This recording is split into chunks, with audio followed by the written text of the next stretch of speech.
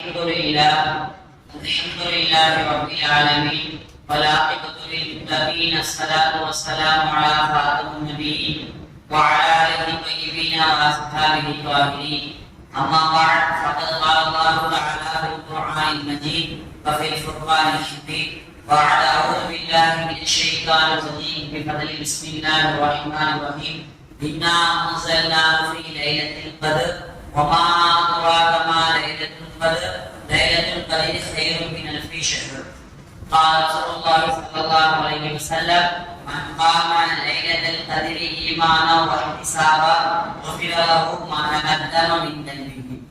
الحمد لله. விண்ணை படைத்து விண்மீன்களை படைத்து மண்ணை படைத்து மனிதர்களையும் படைத்து அவர்களுக்கு பசிக்கின்ற பொழுது ருசிக்கின்ற உணவை கொடுத்து அதை ரசிக்கின்ற அல்லாஹ்வுக்கு அனைத்து புகழ் குறித்தாக்குமாக.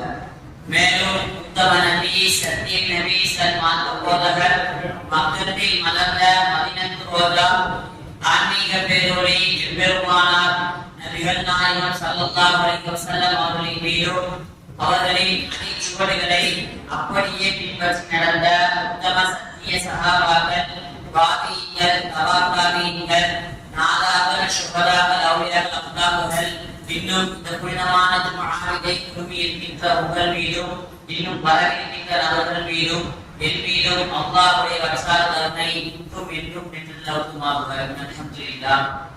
அஸ்ஸலாமு அலைக்கும் கலாமி பேசுமுன் சலாம் கூறுங்கள் என்ற நபிமொழியை முன்வைத்து பதில் சலாமை எதிர்பார்த்தவனாக இந்த சலாமை முன்வைக்கிறேன். அஸ்ஸலாமு அலைக்கும் வரஹ்மத்துல்லாஹி வபரகாத்துஹு. அல்ஹம்துலில்லாஹ். நாம் எல்லாம் மிகப்பெரிய பயனாளர்கள். ஏனென்றால் இறைவன் நம்முடைய பாவங்களை எல்லாம் மன்னிப்பதற்காக வேண்டி நம்முடைய பாவங்களை எல்லாம் மன்னிக்க வேண்டும். இந்த மனித சமுதாயம் அதுவும் நபிகள் நாயகம் ஸல்லல்லாஹு அலைஹி வஸல்லம் அவர்களுடைய உம்மத்து எல்லா பாவங்கள் எல்லாம் மன்னிக்கப்பட்டு சுவனத்தில் நுழையக்கூடியவர்களாக ஆக வேண்டும் என்பதற்காக வேண்டி நம் மீது அகப்பெருமானை அல்லாஹ் செய்திருக்கிறார். அதாவது நாம் ஒவ்வொரு நாளும் பாவங்கள் செய்து கொண்டே இருக்கின்றோம். இந்த உம்மத்து பாவங்களை எல்லாம் தூய்மை பெற வேண்டும் என்பதற்காக வேண்டி இறைவன் மாதங்களிலே புனிதமான மாதங்களையும் கொடுத்து, அதாவது ஒரு 4 மாதங்களை புனிதமான மாதங்களாக கொடுத்து, இந்த மாதங்களிலே நீங்கள் இப்படி எல்லாம் நன்மைகள் செய்தால், இப்படி எல்லாம் நீங்கள் நன்மைகள் செய்தவரையானால் உங்களுடைய பாவங்களை எல்லாம் மன்னித்து விடுகின்றேன், உங்களுடைய பாவங்களை எல்லாம் நன்மைகளாக மாற்றித் தருகிறேன், அதாவது ஒரு நன்மை செய்தால் உங்களுக்கு பன்மடங்கு கூலியை தந்து விடுகிறேன் என்று இறைவன் நமக்கு வாக்களிக்கிறார். அப்படிப்பட்ட தர்மத்தை நம் மீது அறிவிக்கின்றார் இறைவன். நாம் எல்லாம் அதனால்தான் கூறினேன், நாம் எல்லாம் மிகப்பெரிய பயனாளர்கள் என்று. இறைவன் புனிதமான மாதங்களிலே ரமலான் மாதத்தையும் கொடுத்து, அந்த ரமலான் மாதத்திலே கடைசி பத்தியிலே லைலத்துல் கத்ர், அதாவது லைலத்துல் கத்ரி கைரும் மின் அல்ஃபி ஷஹர், 1000 மாதங்களை விட சிறந்த இரவு இரவை கொடுத்திருக்கின்றார். 1000 மாதங்களை விட சிறந்த இரவு. அன்றைய காலத்தில் சஹாபாக்கள் எல்லாம் எப்படிப்பட்ட தேக்கமுடையவர்களாக இருந்தார்களே ஆனால் நாம் பார்த்தோமே ஆனால் சஹாபாக்கள் ரமலான் வருவதற்கு முன் அவர்கள் இந்த ரமலானுக்காக வேண்டி முன் ஏற்பாடுகள் எல்லாம் செய்வார்களா. இன்னும் ஒரு மணி மேலே கூறினோமே ஆனால் இந்த ரமலான் நம்மிடத்தில் வருவதை ஏதோ ஒரு குழந்தை பிறப்பதை போல் அந்த அளவுக்கு சந்தோஷமாகவும் நிம்மதியாகவும் இந்த ரமலான் மாதத்தை கொண்டாடுவார்களாம். இந்த ரமலான் மாதம் நம்மை விட்டு சென்று விட்டால், அதாவது ரமலான் மாதத்தின் கடைசியை அடைந்து விட்டாமையானால் அந்த சஹாபாக்களுடைய காலத்திலே சஹாபாக்கள் எல்லாம் வருந்துவார்களாம். எந்த அளவுக்கு வருந்துவார்கள் என்று கூறுவார்கள். ஒரு குழந்தை இறந்து விட்டால் எப்படி வருத்தப்படுவார்களோ, இன்று நம்முடைய தாய்மார்கள் எல்லாம் ஆசைப்பட்டு பிரியப்பட்டு ஒரு குழந்தை பிறக்கிறார், அந்த குழந்தை பிறந்து இறந்து விட்டால் எப்படி அவர்கள் வருத்தப்படுவார்களோ, கஷ்டப்படுவார்களோ, துன்பப்படுவார்களோ, அப்படி அந்த சஹாபாக்கள் ரமலான் நம்மை விட்டு சென்று விட்டதே, நம்முடைய நன்மைகள் எல்லாம் குறைந்து விட்டதே, நம்முடைய நன்மைகள் எல்லாம் இறைவன் நமக்கு தந்த பெரும் அருள் எல்லாம் அடைந்து விட்டதே என்று சஹாபாக்கள் எல்லாம் கஷ்டப்பட்டுக் கொண்டிருப்பார்களாம். அப்படி கஷ்டப்பட்டுக் கொண்டிருக்கக்கூடிய காலத்திலே நம்மை அவர்கள் கஷ்டப்படுகிறார்கள் என்று இறைவன் நமக்கு தந்த ஒரு அருள் தான் இந்த லைலத்துல் கத்ர். அதாவது 1000 மாதங்களை விட சிறந்த இரவு. முந்தைய காலத்தில் வாழ்ந்தார்கள் மக்கள் 1000 காலம் 1000 வருடங்கள் வாழ்ந்தார்கள். அப்படி அவர்களுக்கு அதிகமான காலங்களும் வருடங்களும் கொடுக்கும் பொழுது அவர்கள் அதிகமான நன்மைகளை செய்யக்கூடியவர்களாகவும் நன்மைகளை நாடக்கூடியவர்களாக இருந்தார்கள்.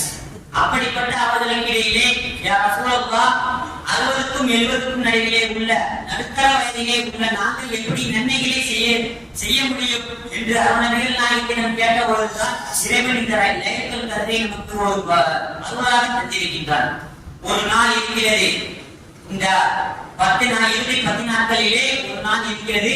அந்த ஒரு நாள் 1000 மாதங்களை விட சிறந்தது என்று இறைவன் நமக்கு அறிவிக்கின்றார். இறைவன் எதற்காக வேண்டி இந்த லைலத்துல் கத்ருடைய இரவை நடத்தியிருக்கின்றான் என்று பெரியோர்கள் நல்லோர்கள் கூறுவார்கள். அதாவது அதுவும் நம்மீது உள்ள ஒரு ரஹ்மத் தான்.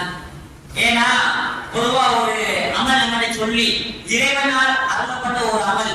இப்போ இந்த நாள் லைலத்துல் கத்ருடைய இரவு, இதுல நீங்க நன்மைகள் எல்லாம் செய்யணும் அப்படின்னு இறைவன் சொல்லி நம்ம செய்யலைன்னா நமக்கு அவ்வளவு அதிகமான பாவங்கள் கிடைக்கும். அதனாலதான் என்னவோ இறைவன் நம்மீது உள்ள கருணையினால என்னமோ பாசத்தினால என்னமோ நேசத்தினால என்னமோ அது அப்படியே அந்த லைலத்துல் கத்ருடைய இரவு மட்டும் மாற்றி வச்சுட்டான். இதுக்கு உதாரணமா இந்த அலிகள் எல்லாம் அவங்களோட காலத்துல நடந்த ஒரு சம்பவம் சொல்றாங்க. சரதாசனுடைய காலத்துல மஸ்ஜித் நபையில ஒரு மனிதன் தூங்கி கொண்டிருப்பாரு. உடனே சரதாசன் பக்கத்துலதான் அந்த மனிதர் இருப்பாரு. ஆனாலும் நபிகள் நாயகம் ஸல்லல்லாஹு அலைஹி வஸல்லம் அவர்கள் அங்கிருந்து அலிகள் எல்லாம் அவர்களை அழைப்பார்கள். ஓ அலியே, இந்த மனிதரை நீங்கள் உசுப்பி விடுங்க, எழுப்பி விடுங்க அப்படின்னு நக்சலாசனம் அவங்க அலிகள் கட்டளையிடுவாங்க. உடனே அலிநாயகம் இருப்பாங்க, யா ரசூலல்லாஹ் இந்த மனிதர் உங்களுக்கு அருகில தானே இருக்காரு, அதாவது உங்களுக்கு பக்கத்துல தானே இருக்காரு, நீங்களே உசுப்பிடலாமே யா ரசூலல்லாஹ் அப்படின்னு உடனே நபிகள் நாயகம் ஸல்லல்லாஹு அலைஹி வஸல்லம் அவர்கள் சொல்வார்களாம், ஆமா இந்த மனிதர் நான் எழுப்பி விட்டு இந்த மனிதர் எதிர்க்கலைனா இந்த மனிதருக்கு பாவம் அதிகமாகிவிடும். எனவே நபியுடைய கட்டளையை புறக்கணித்து விட்டார், நபியை புறக்கணித்து விட்டார் என்று வந்துவிடும். அதனால உண்மை நான் எழுப்பவே சொன்னேன் அப்படின்னு அலிகள் எல்லாம் நபிகள் நாயகம் ஸல்லல்லாஹு அலைஹி வஸல்லம் அவர்கள் கூறினார்கள் என்று வரலாறு இருக்கிறது. அதனாலதான் என்னவோ அல்லாஹ் நம்ம இந்த லைலத்துல் கத்ரை மறைச்சிட்டான். ஏன்னா நம்ம லைலத்துல் கத்ர் இரவு இதான் தெரிஞ்சுக்கிட்டே நம்ம ஏதாவது தப்பு செய்வோம். அப்படி தப்பு செஞ்சு என்னுடைய இந்த மனிதர்கள் என்னுடைய பிரதிநிதிகள் என்று நம்ம எல்லாம் குர்ஆனில் அங்கீகரிக்கிறார். அப்படிப்பட்ட என்னுடைய இந்த பிரதிநிதிகள் பாவங்களுக்கு உரித்தானவர்களாக ஆகிவிடக் கூடாது என்ற ஒரே ஒரு காரணத்திற்காக வேண்டி மட்டும்தான் இறைவன் நம்மிடமிருந்து இந்த லைலத்துல் கத்ரை மறைத்து விட்டான். பொதுவாகவே ரமலானும் குர்ஆனும் ஒன்றுதான். அதாவது ரமலானும் புனிதமானது, குர்ஆனும் புனிதமானது. அதனால்தான் என்னவோ இறைவன் இந்த புனிதமான ரமலான் மாதத்திலே ஒரு இரவை தேர்ந்தெடுத்து அந்த புனிதமான இரவிலே இறைவன் குர்ஆனை நம்மிடம் இறக்கியுள்ளார். இன்னா அன்ஸல்னாஹு ஃபீ லைலத்தில் கத்ர், நிச்சயமாக அன்ஸல்னாஹு நாம் இந்த புனிதமான அருள்பேரத்தை இறக்கினோம். ஃபீ லைலத்தில் கத்ர், இந்த லைலத்துல் கத்ருடைய இந்த இரவிலே நாம் இறக்கினோம் என்று இறைவன் திருமறையாம் மறுமறையிலே அருள்பாலிக்கின்றார். அப்படிப்பட்ட இந்த ஒரு அருள்மறையான் திருமறையும் ரமலானும் ஒன்றுதான். சிறப்புகளிலே மிகவும் அதிகமான சிறப்புகளை ரமலான் மாதமும் பெற்றுள்ளது, இந்த குர்ஆனும் பெற்றுள்ளது. இந்த குர்ஆனை ஓத நன்மையிலும் அதிகரித்துக் கொண்டே இருக்கும். இறைவனுடைய இந்த ரஹ்மத்தும் நமக்கு கிடைத்துக் கொண்டே இருக்கும். இறைவன் திருமறையாம் மறுமறையை கூறும்பொழுது கூறுவார், வைதா குர்ஆன் குர்ஆன ஃபஸ்தமிஉ லஹு வஅன்சிது லஅல்லகும் துர்ஹமூன். வைதா குர்ஆன் குர்ஆன, குர்ஆன் ஓதப்பட்டால் அதை நீங்கள் செவிடாக கேளுங்கள். வஅன்சிது லஅல்லகும் துர்ஹமூன், இன்னும் அது ஓதப்பட்டால் நீங்கள் வாய் மூடி அமைதியாக இருங்கள். லஅல்லகும் துர்ஹமூன், நீங்கள் ரஹ்மத்தை அடைந்து கொள்வீர்கள் என்று இறைவன் திருமறையாம் மறுமறையிலே அருள்பாலிக்கிறார். அதாவது குர்ஆனை ஓதும் பொழுது கேட்டுக்கொண்டிருந்தாலே ரஹ்மத் நமக்கு கிடைத்துவிடும். அதனால்தான் என்னவோ ரஹ்மத்துல் ஆலமீன் நபிகள் நாயகம் ஸல்லல்லாஹு அலைஹி வஸல்லம் அவருடைய வாழ்க்கையும் குர்ஆன் ஒன்றாகவே இருந்தது. ஆயிஷா ரலியல்லாஹு அன்ஹா கேட்கும் பொழுது அவர்கள் கூறுவார்கள், அவர் நபிகள் நாயகம் ஸல்லல்லாஹு அலைஹி வஸல்லம் அவருடைய வாழ்க்கையும் குர்ஆன் ஒன்றாகத்தான் இருந்தது என்று கூறுவார்கள். அப்படிப்பட்ட அந்த குர்ஆன் அவர் நபிகள் நாயகம் ஸல்லல்லாஹு அலைஹி வஸல்லம் அவருடைய வாழ்க்கையும் ஒன்றாக இருந்ததால் தான் என்னவோ இறைவன் அவர் நபிகள் நாயகம் ஸல்லல்லாஹு அலைஹி வஸல்லம் அவர்களுக்கு ரஹ்மத்துல் ஆலமீன் உலகத்த அயலத்தார்களுடைய அற்புடையாக நாம் அனுப்பி இருக்கிறோம் என்று கூறுகிறார். அந்த அளவுக்கு நபிகள் நாயகம் ஸல்லல்லாஹு அலைஹி வஸல்லம் அவர்களும் சஹாபாக்களும் அன்றைய காலத்தில் வாழ்ந்த நல்லவர்களும் குர்ஆனின் மீது அதீத தொடர்புடையவர்களாக இருந்தார்கள். இப்பொழுது இந்த ரமலான் மாதம் நம்மை விட்டு சென்று கொண்டே இருக்கிறது. அன்றைய காலத்தில் சஹாபாக்கள் ரமலான் மாதம் வந்துவிட்டாலே அவ்வளவு சந்தோஷப்படுவார்கள். ஆனால் நாமும் சற்று சிந்தித்து பார்க்க வேண்டும். ரமலான் மாதம் வந்துவிட்டாலோ, ரமலான் வந்துவிட்டதே, நம்முடைய அந்த 3 வேளை உணவுகள் 3 வேளை இனிமேல் நாம் உணவு உண்ண முடியாது, இனிமேல் நாம் நினைத்த நேரத்தில் நீர் பருக முடியாது, இனிமேல் நாம் நினைத்த நேரத்தில் எந்த காரியமும் செய்ய முடியாது என்று நம்முடைய உள்மனதிலே ஓடிக்கொண்டிருக்கிறது. அப்புறம் பின்னாடி ரமலான் முடிந்ததுக்கு அப்புறம் ரொம்ப வருத்தப்படுவாங்க. நன்மையான காரியங்கள் நம்ம வந்து பேசியாக சகாபாக்கள் வருத்தப்படுவாங்க. ஆனா இன்னைக்கு நம்ம எதுக்காக வருத்தப்படுறோம்னா, 27 வந்துருச்சு, இன்னும் நம்ம 27 ட்ரெஸ் எடுக்கலையே அப்படின்னு அதுக்காண்டி தான் வருத்தப்படுறோம். இன்னமும் சற்று மேல சொல்ல போனா அப்துல் ரஹ்மான் பேர் மட்டும் தான் இருக்கும். இந்த ரமலான்ல 30 நாளும் நோன்பு வைக்க மாட்டாங்க, 30 நாளும் தொழ மாட்டாங்க, 30 நாள் எந்த இபாதத்துகளும் செய்ய மாட்டாங்க. ஆனா ரம்ஜான் வந்தோடனே இருந்தால வேண்டி 30 நாட்களும் நோன்பு நோற்று 30 நாட்களும் இறைவனை வணங்கி இருந்தால வேண்டி இறைவன் கொடுத்த அந்த பெருநாள் இந்த மனிதர்கள் எல்லாம் சந்தோஷமாக இருக்க வேண்டும். அந்த பெருநாள் ஒரு நாள் மட்டும் மனிதர்கள் எல்லாம் சந்தோஷமாக இருக்க வேண்டும், நிம்மதியாக இருக்க வேண்டும் என்பதற்கு தர வேண்டியதான் இறைவன் நம்மீது அளப்பெரும் அருளை அருளி யாரும் அந்த பெருநாள் சாப்பிடாம தொலைக்கூட வரக்கூடாது. ஏன்னா என்னுடைய உம்மத்து, என்னுடைய பிரதிநிதி 30 நாள் நோம்பு தொடர்ந்து எனக்காக வேண்டி பசி பட்டினியா இருந்திருக்கான், அதனால சாப்பிடாம கூட தொழுகைக்கு வரக்கூடாது அப்படின்னு சொல்றான். அந்த அளவுக்கு நம்ம மீது கருணையும் அர்த்தம் வச்சிருக்கான். ஆனா இன்னைக்கு நம்ம 30 நாள் நோம்பு வைக்கிறது கிடையாது, 30 நாள் தொழுகிறது கிடையாது. ஆனா கரெக்டா ரிசல்ட் எல்லாரும் கரெக்டா போயிருவாங்க. நபிகள் நாயகம் ஸல்லல்லாஹு அலைஹி வஸல்லம் அவருடைய காலத்திலே குர்ஆனை நேசிக்கக்கூடிய சஹாபாக்கள் எப்படி இருந்தார்கள்? உபை இப்னு கஅப் ரலியல்லாஹு அன்ஹு அவருடைய இந்த வார்த்தையை எடுத்து பார்த்தமையானால், ஒரு முறை உபை இப்னு கஅப் ரலியல்லாஹு அன்ஹு அவர்கள் குர்ஆனை ஓதிக் கொண்டிருக்கிறார்கள். மற்ற சஹாபாக்கள் இந்த பிற சஹாபாக்கள் கேட்டுக்கொண்டே இருக்கிறார்கள். இதை பார்த்துவிட்டு உபை இப்னு கஅப் ரலியல்லாஹு அன்ஹு அவர்கள் குர்ஆன் ஓதிக் கொண்டிருப்பதை நபிகள் நாயகம் ஸல்லல்லாஹு அலைஹி வஸல்லம் அவர்கள் பார்க்கிறார்கள். உடனே அந்த குர்ஆன் ஓதக்கூடிய சபையிலே நபிகள் நாயகம் ஸல்லல்லாஹு அலைஹி வஸல்லம் அவர்கள் வந்து அமர்ந்து விடுகிறார்கள். உடனே உபை இப்னு கஅப் ரலியல்லாஹு அன்ஹு அவர்கள் தான் ஓதிக்கொண்டிருக்கக்கூடிய அந்த அல்மறையின் திருமறையை அப்படியே நிறுத்தி விடுகிறார்கள். அப்படியே நிறுத்தி விட்டு அமைதியாக விடுகிறார்கள். நபிகள் நாயகம் ஸல்லல்லாஹு அலைஹி வஸல்லம் அவர்கள் கேட்கிறார்கள், உபை இப்னு கஅபை நீங்க எதற்காக வேண்டி நிறுத்தி விட்டீர்கள் என்று கூறும்பொழுது உபை இப்னு கஅப் ரலியல்லாஹு அன்ஹு அவர்கள் கூறுகிறார்கள், ஓ நபியே நாயகமே ஸல்லல்லாஹு அலைஹி வஸல்லம் அவர்களே, குர்ஆனை உடையவர்களே, நபியே நாயகமே, நீங்களே என் முன் அமர்ந்திருக்கும் பொழுது, குர்ஆனை என் முன் அமர்ந்திருக்கும் பொழுது நான் எப்படி நபியே குர்ஆனை ஓதுவேன், நான் எப்படி நபியே குர்ஆனை ஓதுவேன் என்று அந்த உபை இப்னு கஅப் ரலியல்லாஹு அன்ஹு அவர்கள் சொல்லும் பொழுது நபிகள் நாயகம் ஸல்லல்லாஹு அலைஹி வஸல்லம் அவர்கள் ஒரு வார்த்தை கூறினார்கள். ஓ உபை இப்னு கஅபே, ஓ உபை இப்னு கஅபே, நீ குர்ஆன் ஓதுவதாகவும் இறைவன் அதை என்னை கேட்க சொன்னான், அதனால் நான் இங்கு வந்தேன் என்று நபிகள் நாயகம் ஸல்லல்லாஹு அலைஹி வஸல்லம் அவர்கள் கூறும் பொழுது உபை இப்னு கஅபுக்கு ஒரே அதிர்ச்சியும் ஆச்சரியம் விளைவிட்டது. என்னது, இன்னைக்கு நம்ம ஓதுற குர்ஆன் அல்லாஹ் கேட்கிறானா, அதான் அல்லாஹ் கேட்டுட்டு நபியை அனுப்பி விட்டுறானா? அந்த அளவுக்கு குர்ஆனின் மீது ஒரு பிரியம் வைத்தவராக, ஒரு சொப்பு வைத்தவர்களாக இருந்தார்கள் சஹாபாக்கள்.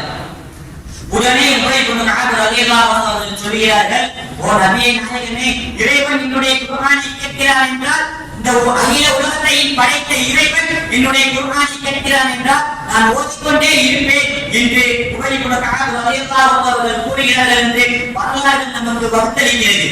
அந்த அளவுக்கு குர்ஆனின் மீது பிரியமும் இஷ்டமும் வைத்தவர்களாக சஹாபாக்கள் இருந்தார்கள்.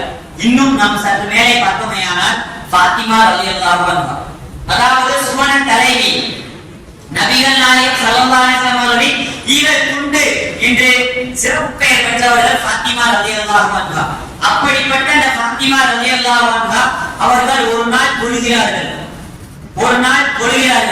முதல் ரக்காயத்திலே தக்பீர் கட்டுகிறார்கள். தக்பீர் கட்டி வைத்து தொழ ஆரம்பித்து விடுகிறார்கள். தொழுகிறார்கள். முதல் ரக்காயத்திலே நின்று கொண்டிருக்கிறார்கள். ஆனால் ஃபஜருடைய பாங்கு சொல்லப்பட போகிற நேரம் வந்துவிட்டது. ஃபஜருடைய பாங்கு கேட்டுக் கொண்டிருக்கிறது. அந்த அளவுக்கு குர்ஆனின் மீது இஷ்டமும் பிரியம் வைத்து தன்னுடைய தொழுகையின் அந்த நிலையை மறந்து விட்டார்கள். பின்பு தொழுது முடித்து விட்டு அவசரமாக வாக்கு சொல்லிட்டார்கள் என்றே தொழுது விட்டார்கள். தொழுது முடித்துவிட்டு இறைவனிடம் கையேந்துகிறார்கள். ரப்பே ரஹ்மானே யா அல்லாஹ், எதற்காக வேண்டி எனக்கு இந்த இரவை நீ சுருக்கி வைத்தாய் என்று. எப்படி? எதற்காக வேண்டி இந்த இரவை எனக்கு நீ சுருக்கி வைத்தாய்? நீ விசலமாகி தந்திருந்தால் உன்னுடைய இந்த அருள்மறையம் திருமறையை நான் முழுவதுமாக ஓதி முடித்திருப்பேனே என்று இறைவனிடம் கையேந்தினார்கள் என்று அந்த வரலாறு வந்துள்ளது. அப்படி இந்த குர்ஆனின் மீது பிரியமும் இஷ்டமும் வைத்திருந்தார்கள். நாமும் குர்ஆனின் மீது பிரியமும் இஷ்டமும் வைத்திருக்க வேண்டும் என்பதற்காக வேண்டிதான் அன்றைய காலத்தை வாழ்ந்த முன்னோர்கள் நல்லோர்கள் அவர்கள் எல்லாம் கூறினார்கள், அதாவது தராவிக் தொழுகையிலே குர்ஆன் ஓதப்படும், தராவிக் தொழுகையிலே குர்ஆனை ஓத வேண்டும் என்று அன்றைய காலத்தில் வாழ்ந்த முன்னோர்கள் நல்லவர்கள் எல்லாம் அந்த வழக்கத்தை கொண்டு வந்தார்கள். ஆனால் இன்றைக்கு நாம் பார்த்தோமையானால் நம் பின் நின்று தராவிக் தொழக்கூடிய நபர்கள் கூறுவார்கள், ஒரு 10 ரக்காயத்து முடிஞ்சிடும், 11 ரக்காயத்து சட்டே ஃபர்ஸ்ட் ஒரு அப்படின்னு வரும். அப்ப நம்ம புரிஞ்சுக்கிறோம்னா தராவியை வேகமா முடிக்க சொல்றாங்க அப்படின்னு. ரெண்டாவது என்ன பண்ண நேரம் கழிச்சு அடிக்கலாம் மோதி நடக்குவாரு. அப்ப நம்ம முடிச்சுக்கணும், சரி தராவை கட்டு முடிக்க சொல்றாங்க அவருக்கு அப்படின்னு. அப்படியும் கேட்காம முன்னாடி அவர் பாட்டுக்கு இமாம் பாட்டுக்கு விட்டே போனாங்க. தராவி முடிச்சோடனே பழைய ஒரு கூட்டம் போனோம். இமாம என்னப்பா இப்படி சொல்ல வைக்கிறாரு, இவ்வளவு நேரம் ஆயிடுச்சு, நாங்க இதுக்கு போய் சமைக்கணும், எல்லாத்தையும் பாக்கலாமா இல்லையா அப்படின்னு ஒரு கூட்டம் வரும்.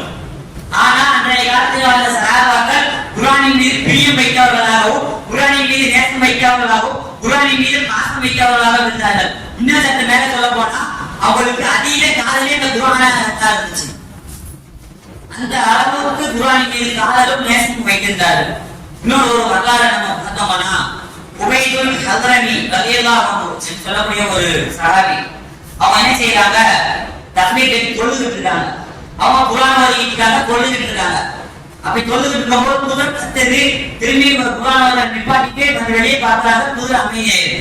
திரும்பி குர்ஆன் வராங்க, குதிரை அந்த அளவுக்கு சத்தம் போடுது. எந்த அளவுக்குன்னா அந்த உபைதுல் ஹத்ரமி அவங்க நினைக்கிறாங்க, நம்முடைய குழந்தையை மிதிச்சிருப்பாங்க. நம்ம சஹாபாக்களுடைய வீடுகள் அந்த நாட்டில் நீங்க நம்ம வீடு மாதிரி எவ்வளவு பெருசோ மாறியே கிடையாது. அவன் ஒரு ஒட்டகத்தை கட்டி போடுறதுனால ஒட்டகத்துக்கு புத்தகத்துல தான் படுத்திருப்பாங்க, ஒட்டகத்துக்கு பக்கத்துல பிள்ளையை போட்டிருப்பாங்க. அந்த அளவுக்கு ஒரு இபாதத்துகள்லாம் இருந்துச்சு. இந்த உலக வாழ்க்கையை நாம அர்ப்பணிச்சுக்கலாம். வறுமை பிரியர்களாக இருந்தார்கள், அந்த அளவுக்கு வாழக்கூடியவர்கள். இப்படி எந்த அளவுனா ஒட்டவா தன்னுடைய குழந்தையை இழிச்சிருமோ அப்படின்னு நாம அந்த அளவுக்கு அச்சம் போட்டுட்டு நிப்பாட்டிட்டாங்க. பின்னாடி நடந்த சர்வாசலாம் போய் சொல்றாங்க, மறுநாள் காலையில உபைதுல் ஹத்ரமி என்ற சஹாபி போய் சொல்றாங்க, இப்படி நான் இன்னைக்கு குர்ஆன் ஓதுனேன், குர்ஆன் ஓதியே சும்மா குதிரை கத்துச்சு, திரும்பி வெளியே வந்து பார்த்தேன் குர்ஆன் அமைதியாச்சு, திரும்பி குர்ஆன் ஆரம்பிச்சு கத்துச்சு. எந்த அளவுக்கு கூட என்னுடைய குழந்தையை இழிச்சிருமோ நான் பயந்துட்டேன் நபியே, அதனால நான் அப்படியே விட்டுட்டேன் அப்படின்னு சொல்லிட்டு நபி ஸல்லல்லாஹு அலைஹி வஸல்லம் சொல்லுவாங்களா, நீங்க நேரம் வானத்தை பாத்தீங்களா? உடனே அந்த சஹாபி சொல்லுவாங்க, ஆமா யா ரசூலுல்லாஹ், அந்த வானம் என்னுடைய வீட்டுக்கு முன்பு மட்டும் வெண்மையாக காட்சியளித்தது யா ரசூலுல்லாஹ் என்று கூறுகிறார்கள். உடனே நபி சொன்னாங்களா, ஓ தோழரே இன்னும் நீங்க காலையில வரைக்கும் இந்த குர்ஆன் நீங்க ஓதிக்கொண்டே இருக்கீங்கன்னா இந்த சஹாபாக்கள் எல்லாத்துக்கும் நீங்க மலக்குமார்களை காமிச்சிருப்பீங்க. ஏன்னா உங்களுடைய வீட்டின் முன் சொல்றது பூரா மலக்குமார்கள். அந்த அளவுக்கு இந்த இறைவன் இந்த குர்ஆனையும் நேசிக்கின்றார், இந்த குர்ஆனை போடக்கூடிய நபர்களையும் நேசிக்கின்றார். அடுத்ததா தான தர்மம் பார்த்தோம்னா சஹாபாக்களுடைய காலத்துல நபிகள் நாயகம் ஸல்லல்லாஹு அலைஹி வஸல்லம் அவங்க ஏதாவது போர் பிரகடனம் வந்துட்டா ஏறான் பண்ணுவாங்களாம், அறிவிப்பு செய்வாங்களாம், இப்படி போர் வந்துருச்சு அப்படின்னு. பெண்கள் பக்கத்துல போய் அறிவிப்பு செய்வாங்களாம். அறிவிப்பு செய்யும் போது பெண்கள்னா அப்போ பிலால் ரலியல்லாஹு அவர்கள் துண்டு பிடிப்பாங்க. துண்டு பிடிச்சிட்டு இறுதியாக பிலால் ரலியல்லாஹு அவர் சொல்லுவாங்கன்னா, இந்த அளவுக்குனா தன்னுடைய பெண்கள் தன் கழுத்தில் போட்டுக் கொண்டிருக்கக்கூடிய நகைகளை கலக்கி எறிவார்கள். அந்த அளவுக்கு நபிகள் நாயகன் ஸல்லல்லாஹு அலைஹி வஸல்லம் அவர்கள் மீது பிரியமும் இஷ்டமும் வைக்கக்கூடியவர்களாக இருந்தார்கள். பொதுவாக ஒரு பழமொழி சொல்லுவாங்க, முட்டி கொடுத்தோர் உயிர் கொடுத்தோர் சொல்லுவாங்க. அதாவது ஒரு மனுஷனுக்கு சாப்பாடு கொடுத்தாலே அவங்க அந்த மனுஷனுக்கு உயிர் கொடுத்த கடவுளாகவே மாறிடுவாங்க. அந்த அளவுக்கு இஸ்லாமும் இந்த மனித சமுதாயமும் அந்த உணவு விஷயத்துல வருகிறது. அதனால நம்ம மதசாலை மசீத் சேவைகள் சொல்லி நடத்தி மக்கள் மேம்படணும், ஏழை மக்கள் எல்லாம் நன்மை பயக்க வேண்டும் என்று நம்ம மதசாலை மசீத் சேவைகள் சொல்லி நடத்துறாங்க. அந்த அளவுக்கு நாம் தான தர்மங்களை பாதி கடந்தக்கூடிய வல்லவர்களாக இருக்க வேண்டும். அப்பாசிய கலிகாலத்திலே மிகப்பெரிய மன்னர் ஹாரூன் ரஷீத் பாதுஷா அவங்க தன்னுடைய மனைவியிடம் இருக்கும் பொழுது அவங்க மனைவி சொல்றாங்க, ஓ மன்னரே, ஓ கணவரே, நீங்க இத்தனை தேசத்துக்கு மன்னரா இருக்கீங்க, எனக்கு ஒரு ஆசை, அதை நீங்க நிறைவேற்றி தருவீங்களா அப்படின்னு உடனே மன்னர் ஹாரூன் ரஷீத் பாதுஷாவுக்கு ஒண்ணுமே வரல. என்னடா நம்ம இவ்வளவு பெரிய மன்னரா இருக்கோம், நம்முடைய மனைவிக்கே ஒரு ஆசை, அதையும் நீங்க நிறைவேற்றி தருவீங்களா, உங்களால முடியுமா அப்படின்னு கேட்கறாங்களே அப்படின்னு அந்த மனைவியை பார்த்து கேட்பாங்களா மன்னர், என்ன ஆசை நீங்க சொல்லுங்க, நான் நிறைவேற்றி தரேன் அப்படின்னு அந்த மனைவி என்ன கேட்பாங்களா, நீங்க நம்ம வீட்டுல கணவன் மனைவிட்ட கேட்கறாங்கல்ல, எனக்கு ஃப்ரிட்ஜ் வேணும், வாஷிங் மிஷின் வேணும், அப்படி வேணும் இப்படி வேணும். அந்த பெண்மணி அப்படி கேட்கல. நகரே சுபைரா சுபைரா பெண்மணி அப்படி கேட்கல. அதாவது மக்கால இங்க இருந்து உம்ரா செய்ய போறவங்க, ஹஜ் செய்ய போறவங்க தாகத்தால ரொம்ப பார்க்கறாங்க, பரடால இருந்து போறவங்க. அதனால பரடால இருந்து மக்காவுக்கு ஒரு ஆறு வெட்டணும் அப்படின்னு சொன்னோடனே மன்னவர் சரி அப்படின்னு வெட்டிடுவாரு. வெட்டிட்டு அந்த பெண்மணி சொல்லுவாங்களா, இந்த நன்மைகள் எல்லாம் உங்களுக்காக வேண்டி நீங்க செய்து கொண்ட நன்மைகள் உங்களுக்கு வந்துவிடும். இந்த ஆறு வெட்டக்கூடிய இந்த நன்மை எனக்காக வேண்டி நான் செய்கிறேன், என்னுடைய பருமை வாழ்க்காக வேண்டி நான் செய்கிறேன் அப்படின்னு அந்த மன்னருக்கு அந்த மனைவி சொல்லுவாங்களாம். அந்த அளவுக்கு இந்த ஈமானிய உணர்வோடு நன்மைகளை எதிர்பார்த்தவர்களாகவும் இருந்தார்கள். இன்ஷா அல்லாஹ் இனி வரக்கூடிய காலங்களில் நாம் அதிகமான நன்மை எதிர்பார்த்து இதே வழியில் தானம் தர்மம் செய்யக்கூடிய பாக்கியத்தை வல்ல ரஹ்மான் உங்களுக்கும் எனக்கும் தந்தல் புரிவானாக. வாஹிரு அல்ஹம்துலில்லாஹ்.